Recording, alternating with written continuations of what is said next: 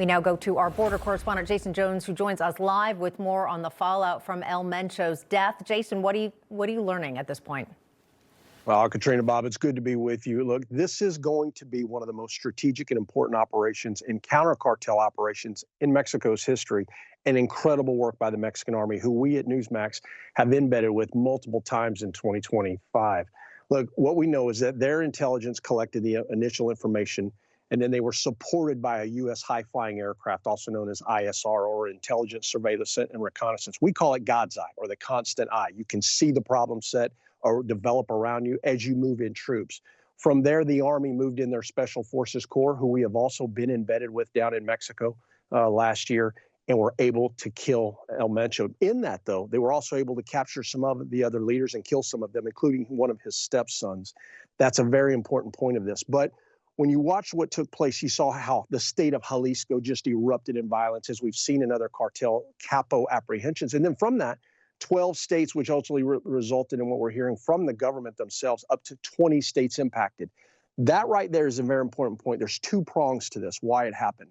First part of this is El Mencho was creating what we call the Federation. This is basically agreements with all of the major cartels in Mexico.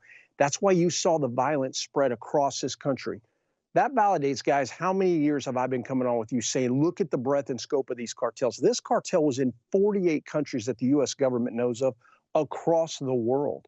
So second part of this that is occurring, and that is that it is sending a clear message to all of the cartels.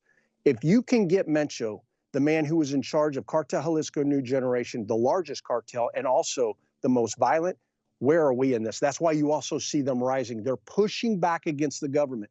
2025 was all about, I talked about the logistics, building the intelligence apparatus and capability, expect the transition into going after these cartels. That's what you've seen.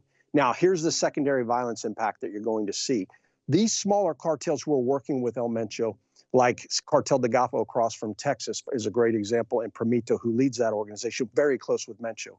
They're going to start infighting. That has already begun in Reynosa, right across from McAllen, Texas. That's why Texas is surging with Texas Rangers, aircraft, et cetera. They're trying to prevent violence from coming into the U.S. But at the end of the day, strategically and using network theory, guys, this is the big win. Don't listen to a lot of the other things you're hearing about how, this is just going after Capo's strategy. That's wrong. He was very involved in the day-to-day operations. That's why you had to take him out. He has also sent a signal with the great work of the Mexican Army. This is a big win for both Mexico and the United States, guys. Back to you.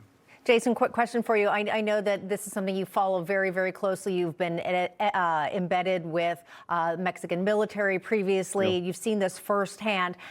You mentioned that this is sending a message to other cartel leaders. What needs to happen now to completely get rid of the cartels altogether? Is this officially something that is now in motion?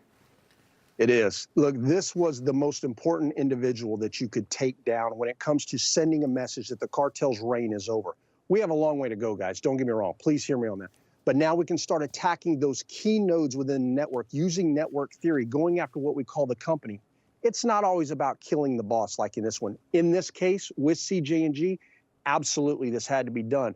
In other cartels, you have the bosses so far removed from day-to-day operations, it may just be about going after their rotten lawyers, their CPAs, and others.